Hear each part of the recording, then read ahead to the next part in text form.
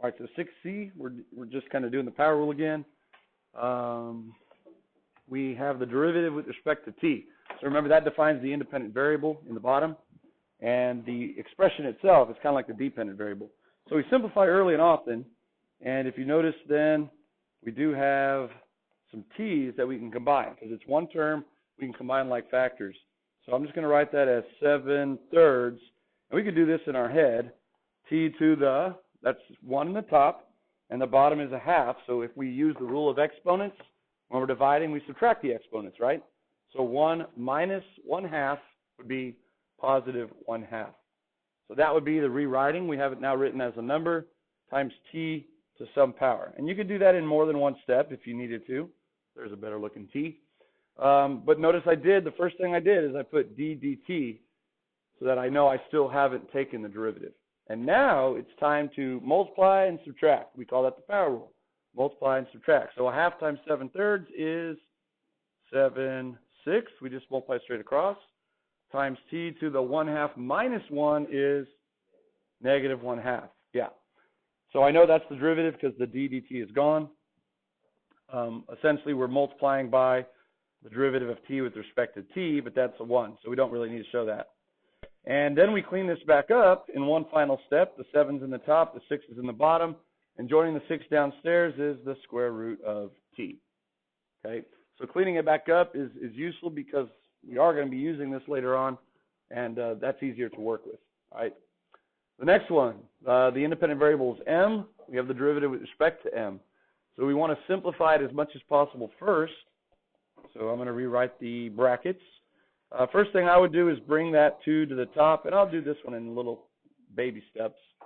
And that makes the entire quantity now to the second power. And when I expand that, I get 3 squared m squared. Well, 3 squared is 9, and 9 times the 6 is 54. And then I get m squared. So now it's looking like a much better function. I can now take the derivative, I multiply and subtract, so I get 108. M to the 2 minus 1 is 1, and that's your answer, 108m. And it's already cleaned up. I guess if you want to like put it back, you could say it's over m to the negative first, right? Yeah, we won't do that though. Okay, sweet. So there's the power rule. Power rule, power rule. A little bit of rewriting, a little bit of simplifying, but if we can get it in that form, ax to the n, multiply, subtract. Multiply, subtract. Okay, so all of those were just one term. Here's some rules that are going to allow us to expand it for functions that are more than one term. The sum and difference rule just says the derivative of a sum is the sum of the derivatives. Basically, if you have multiple terms that are added or subtracted, you can just take the derivative of each term down the line. Boom, boom, boom, boom, boom, till you're done. Constant multiples like k, you could bring them out front, take the derivative of what's left, and then multiply them in the end. That's kind of silly right now, but there will be times where that's going to be useful. So like if I had like a 4x squared, you know, I just multiply and subtract to get 8x. But this rule tells us that I could bring the 4 out front, take the derivative of just x squared, so that's going to be 4 times the derivative of x squared is 2x, and then multiply it at the end. Okay, so I really wouldn't do that necessarily if I'm just using the power rule, but there might be, again, times where that is kind of something that we would do. So I'll say this quite a bit throughout the year as well. Constant multiples, they're just scalar quantities, scalar multiples, whatever you want to call them, constant multiples, scalar multiples. They, quote, go along for the ride. Go along for the ride. You could consider them there in the beginning, and when you take the derivative of them, they'll be there in the end, right? They just kind of like our passengers throughout the problem. Constant multiples just go along for the ride. All right, so let's do example 7. Find the derivative of each of the following functions. Whoa, we got 3 terms. Oh, my goodness. How are we going to tackle this one? One term at a time. So first thing I want to do is size it up. Are all 3 terms kind of in ready-to-go format, or do we need to rewrite any of them? They look good, yeah. So the derivative of the left side is f prime of x. And here we go, 3 terms going down the line. X cubed becomes 3x squared, good. Negative 4x becomes minus 4x to the 0 power, which is 1. And what's the derivative of a constant? 0. Yeah. So notice if we just had this, the equation on the line is mx plus b. The slope is m, and it's -4. So you could actually get those last two without even using the power rule. But the power rule works, right? Because that's -4x to the 0 power. And this is really 5x to the 0 power, isn't it? Because there's no x visible, because it's x to the 0. So you could even do the power rule on that, right? That would be 0 times 5. That's 0x to the -1st. And then, of course, if you simplified, 4 to the 0 is 1, and 0 times anything is 0. So the power rule does work. You don't necessarily need to do that. Okay? Letter B.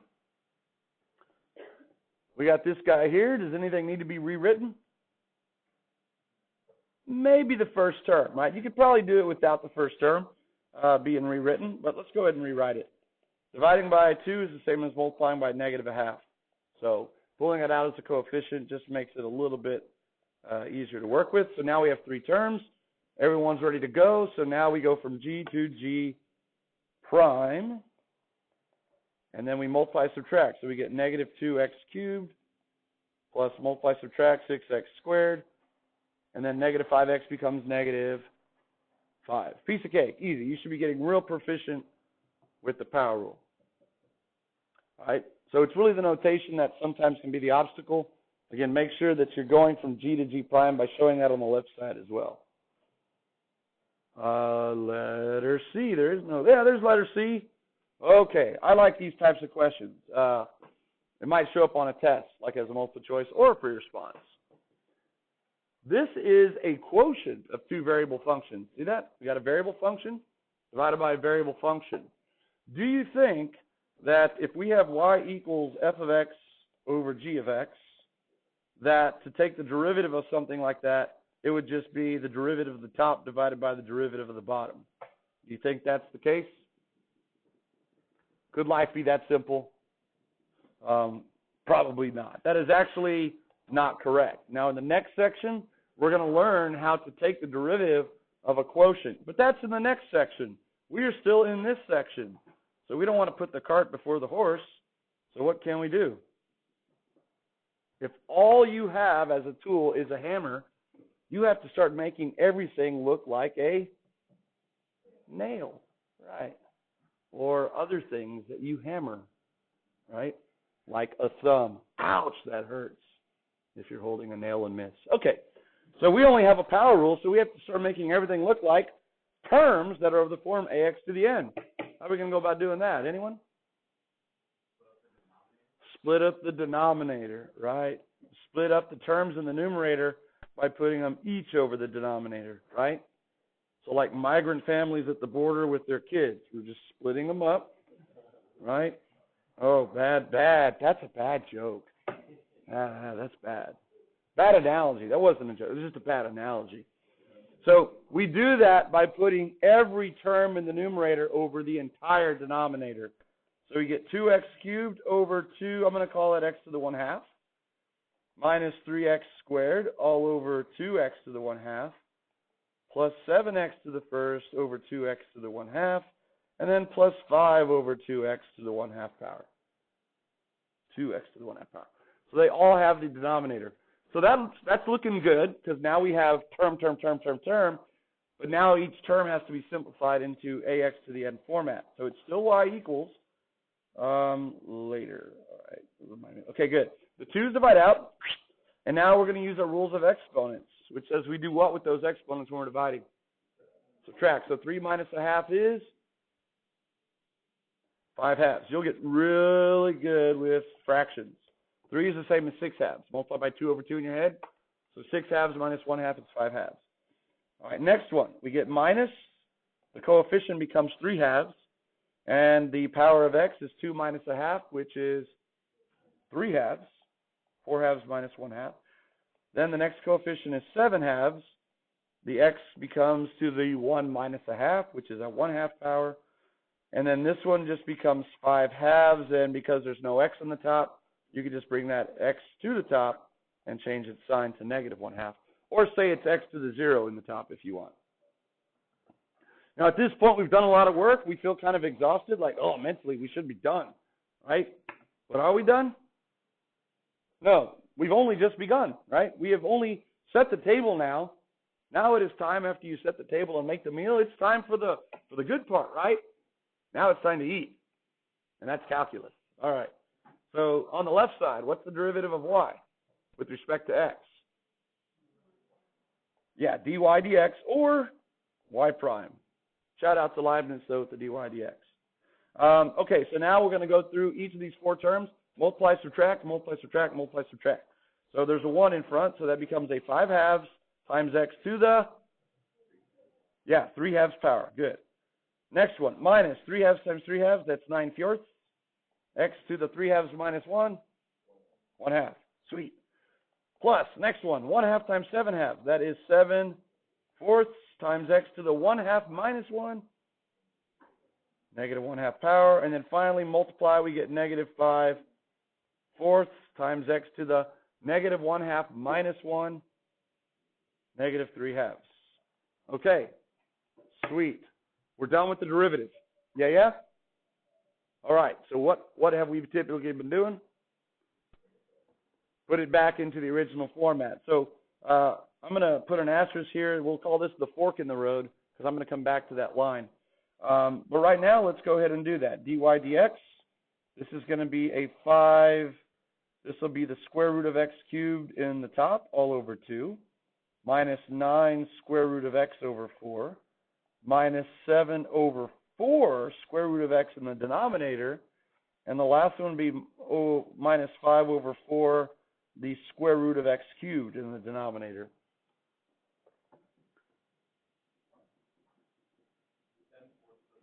Is it positive? It's supposed to be positive, yeah. So this would be a good answer choice on the test, right? It would be the wrong one. And that also would be a good answer choice with the plus sign there, yeah. So, yeah, no?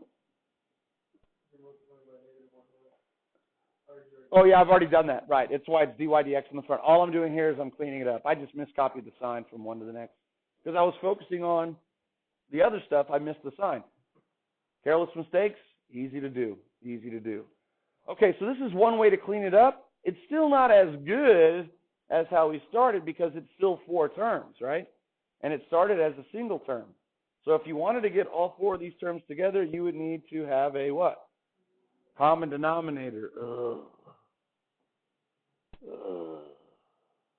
Let me show you another way to do that. If that is our end goal, and it will be later on, when we use this, it's going to be very hard to use this when it's 4 terms because the way we use it is, believe it or not, we typically set it equal to 0. And that is not going to be fun to solve at all if it's 4 terms like that. So here's another way to get it into that form, which might be a little bit better. Come back to this line right here. And let's see, I need a little more space. Give me some space. All right. Let me copy it. And I guess we're in Notability. I could just add a page, right? Add page. Yes, please. Okay, so now we have plenty of room. Plenty of room. We're not killing trees to do this either. We're just killing virtual space. Okay, we are going to do something that is going to show up periodically throughout the year, and it is called factoring out least powers. Factoring out least powers. And it's what we do already. So let's come off to the side here and just look at a different example. Let's say I had 5x cubed minus 2x squared plus 1 half x. Okay? If you wanted to factor that, what factor of x would you pull out from every one of them? X to the first. Why? Because on your exponents of x, 1 is the smallest. Therefore, it is the least power. So you would factor out the x. If you also wanted to get rid of the fraction, you could also factor out a what from everything? You could factor out a 1 half. Okay?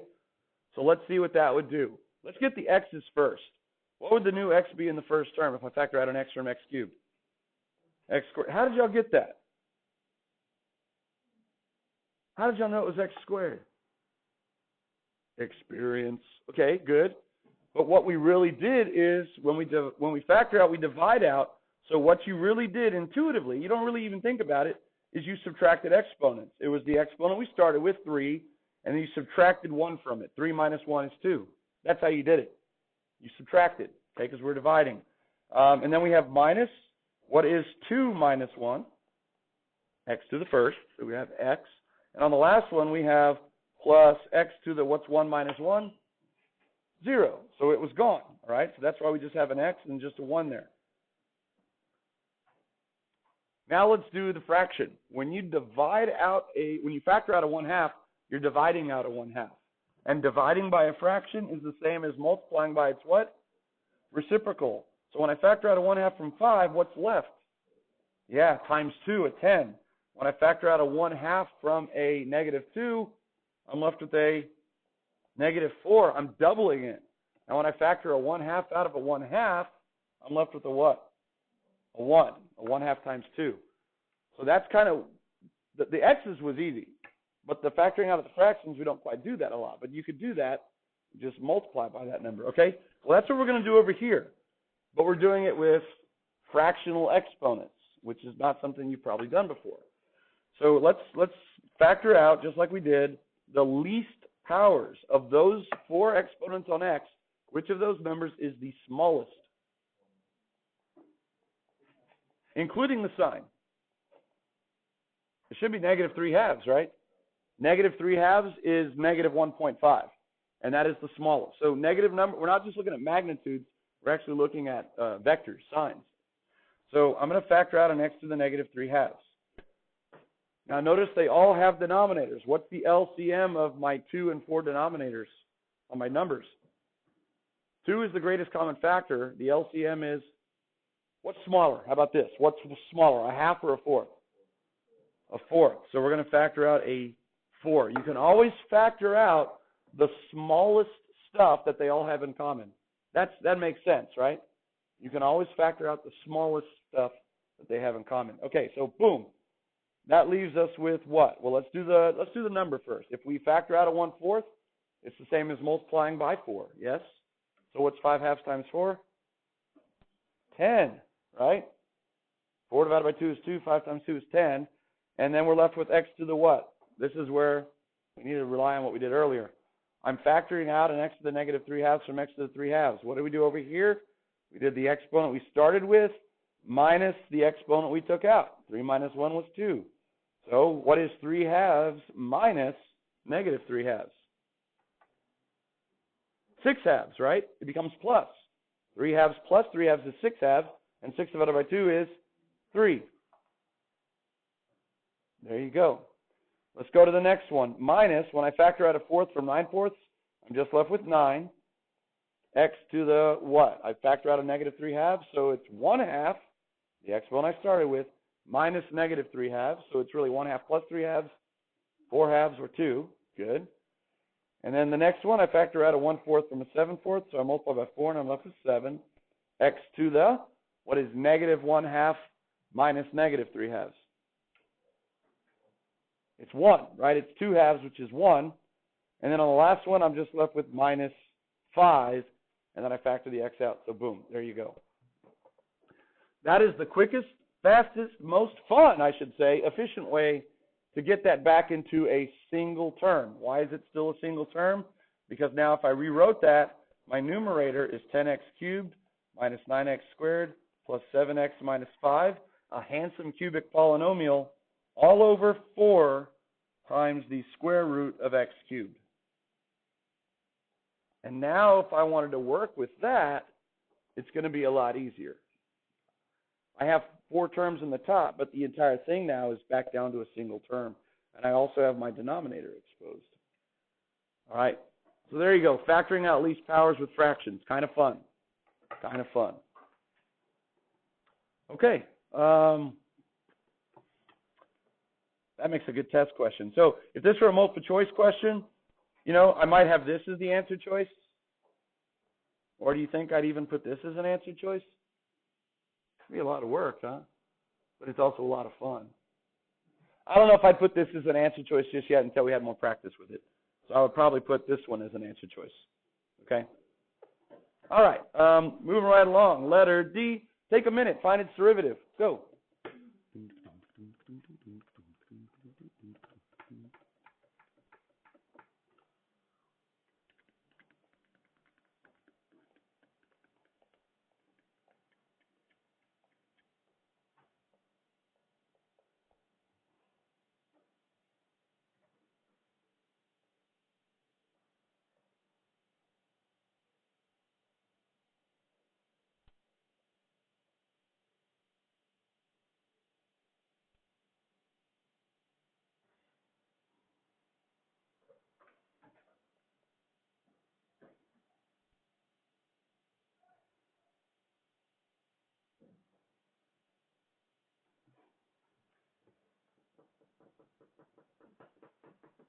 I got 9.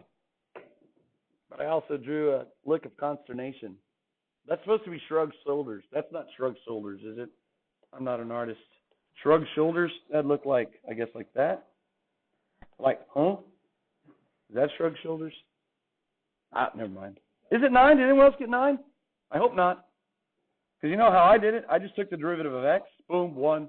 Took the derivative of 3x plus 2, boom, 3. Squared it, 9. Go math. That is not right. Okay? This is a product now. It is a product. And just like we can't take the derivative of each quotient factor, we can't take the derivative of each factor. So, again, the only tool we have right now is the power rule. So I have to be able to write everything as a nail, the terms of the form ax to the n. So what do we have to do here first? Expand it, right. We have to hit it with that sledgehammer.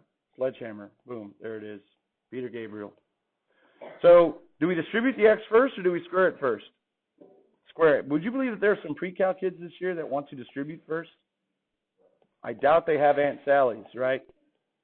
So let's go ahead and do that. X times square multiply double square, square multiply double square, square multiply double square. We get 9x squared. Multiply, you get 6x. Double, you get 12x. Square the last, you get pure. And now we will distribute. Notice I'm still calling it what on the left? Not y prime, but y. Now we distribute. We get 9x cubed plus 12x squared plus 4x. And now we have 3 terms, and they're all in that format. So if we take the derivative of both sides with respect to x, which we don't have to show that intermediate step because it's explicitly solved for y in terms of x, we can go straight to dy dx equals, and then multiply, subtract, multiply, subtract. 27x squared plus 24x plus pure. And there it is. And now if you wanted to try and factor it again, feel free, be my guest. I'm not going to do that. All right, awesome looking sledgehammer, I know. There we go. Kind of like the one they use in those Jim Adler commercials, right? I'm waiting! Have you seen him? I'm the Texas Hammer! And then he has his son come on. Can I do a commercial too, Daddy? Sure! And he tries to act just like his dad. It's funny. It's funny. Y'all know what I'm talking about? Y'all watch TV? Yeah. Have you seen their sledgehammers? These sledgehammers are not from Lowe's. If you look closely at the commercial, they are wrapped in leather on the handle. Yeah, they are wrapped in leather on, and then with rhinestones and embossing, they have their names on the leather, right? And then if you look real carefully on the actual sledge, you'll see like blood dripping down. What are these attorneys doing? They're standing in front of 18-wheelers playing chicken with a sledgehammer. Call me, I'm waiting. Sorry. PTSD from watching those commercials. Okay. We'll stop right there for lunch, and we'll pick up with example 8.